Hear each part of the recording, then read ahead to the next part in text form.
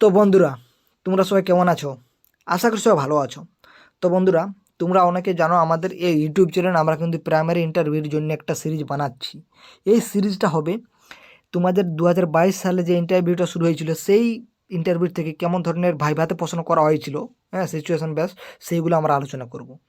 তো অবশ্যই তোমরা এই চ্যানেলটির সঙ্গে থাকবে এবং তোমরা যদি চাও ডেমোর ক্লাস, অবশ্যই ডেমোর ক্লাসও আমরা দেওয়ার চেষ্টা করব। তোমরা অবশ্যই চ্যানেলটির সঙ্গে থাকবে এবং দেখো আমরা কেমনভাবে প্রত্যেকটি প্রশ্নের উত্তর আমরা কেমন সঠিকভাবে দেওয়ার চেষ্টা করছি, যাতে তোমাদের আপকামিং যে ইন্টারভিউটা হবে সেটা তোমাদের খুবই কাজে লাগতে পারে। তোমরা জানো ইন্টারভিউটা কতখানি গুরুত্বপূর্ণ। তো বন্ধুরা, আজকের যেটা টপিক হচ্ছে সেটা মাত্র একটি প্রশ্ন রয়েছে, কারণ এই প্রশ্নটি বারবার জিজ্ঞাসা করা হয়েছে, বারবার জিজ্ঞাসা করেছে এই প্রশ্নটা। কি প্রশ্ন? সহজ পাঠ বইটি সাদা কালো করা হয় কেন? তোমরা দেখেছো যে প্রি প্রাইমারিতে যে বইগুলো আছে, তোমরা জানো সেই বইগুলোর নাম। যদি না জানো, আমাদের প্লে লিস্ট বানানো আছে, তোমরা দেখে নিতে পারো যে কী কী বই রয়েছে এই প্রাইমারি স্কুলের। প্রি প্রাইমারি থেকে ক্লাস 5 পর্যন্ত সমস্ত কিছু আমরা কিন্তু বলে দিয়েছি এবং খুব ভালোভাবে বলে দিয়েছি। তোমরা অবশ্যই সেই ভিডিওটা দেখে নেবে। আমাদের এই ভিডিওটার ডেসক্রিপশানে লিঙ্ক দেওয়া থাকবে বা তোমরা আমাদের প্লে লিস্টে গিয়ে দেখে নিতে পারো। তো চলো, আজকের যে প্রশ্নটা সেই প্রশ্নটার উত্তর আমরা দেওয়ার চেষ্টা করছি। তো দেখতে পাচ্ছ, তাহলে সহজ পাঠটা কেন সাদা কালো করা হয়েছে সেই বইটি। তো তার যে মূল কারণটা আমরা কিন্তু এখানে একটু ডিটেলসে যাচ্ছি, তারপর আমি কিন্তু শর্টে বলে দেবো যে কীভাবে তোমরা বলবে সেটা, বুঝতে পেরেছো? তো আমরা যদি ডিটেলসে যাই তাহলে আমরা কি বলবো, সহজ পাঠ বইটি রচনা করেন কবিগুরু রবীন্দ্রনাথ ঠাকুর, এটা আমরা সকলে জানি।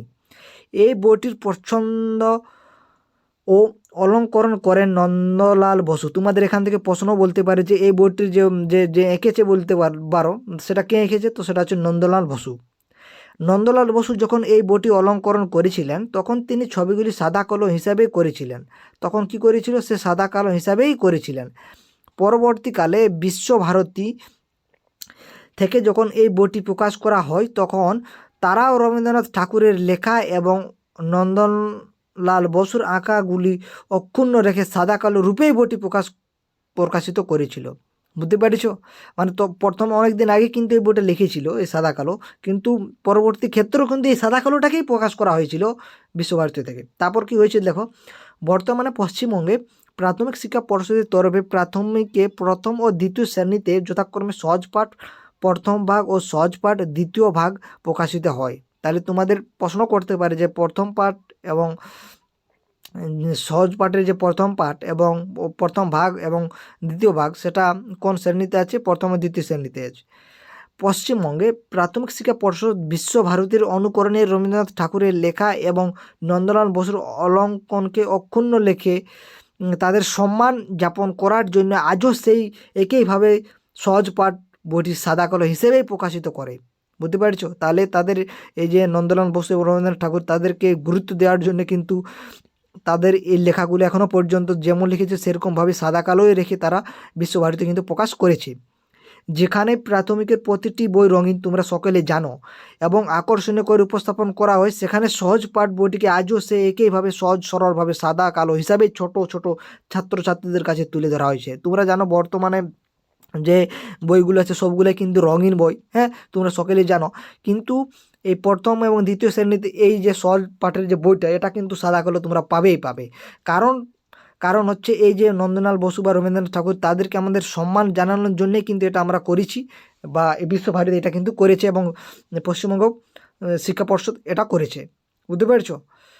তো তাই কিন্তু সাদা কালো করা হয়ে থাকে। তোমাদেরকে যদি এক কথায় বলতে হয় তাহলে তোমরা কি বলবে যে এই বইগুলা আমরা কিন্তু কবিগুরু রবীন্দ্রনাথ ঠাকুর এবং নন্দলাল বসুর অনেক দিন আগে এই বইগুলো লিখেছিল, তাদেরকে সম্মান জানানোর জন্যই কিন্তু পশ্চিমবঙ্গ প্রাথমিক শিক্ষা পর্ষদ বিশ্বভারতী তারা কিন্তু কি করেছে, তারা কিন্তু তাদের সম্মান জানানোর জন্য কিন্তু আজও পর্যন্ত সাদা কালো আমরা ব্যবহার করে থাকি এই সহজ পাঠ বইটি। তো তোমাদের কেমন লাগলো ভিডিওটা অবশ্যই কমেন্ট করে জানাতে পারো, এবং তোমরা যদি এই প্রশ্নের উত্তর অন্যরকমভাবে দিতে পারো অবশ্যই তোমরা দিতে পারো। আমার ভালো লাগবে যদি তোমরা কিছু জানো, তো অবশ্যই তোমরা কমেন্ট করতে পারো। আমরা যদি সঠিক উত্তর হয় তাহলে অবশ্যই তোমাদেরকে জানিয়ে দেবো। তো অবশ্যই তোমরা কমেন্ট করবে যদি জানো তো, এবং অবশ্যই তোমাদের বন্ধুবান্ধবের সাথে শেয়ার করে দেবে। এরকম ধরনের কিন্তু ভিডিও আসতে থাকবে প্রত্যেক দিনই। তোমরা অবশ্যই চ্যানেলটির সঙ্গে যুক্ত হয়ে থাকো। তো পরবর্তী যে ভিডিও অবশ্যই পরবর্তী প্রশ্ন নিয়ে আমরা আলোচনা করব। তো বন্ধুরা আজকে এখানেই শেষ করছি। তোমাদের ভিডিওটা কেমন লাগলো অবশ্যই কমেন্ট করে জানাবে। তো বন্ধুরা ভিডিওটি শেষ পর্যন্ত দেখার জন্য অসংখ্য ধন্যবাদ।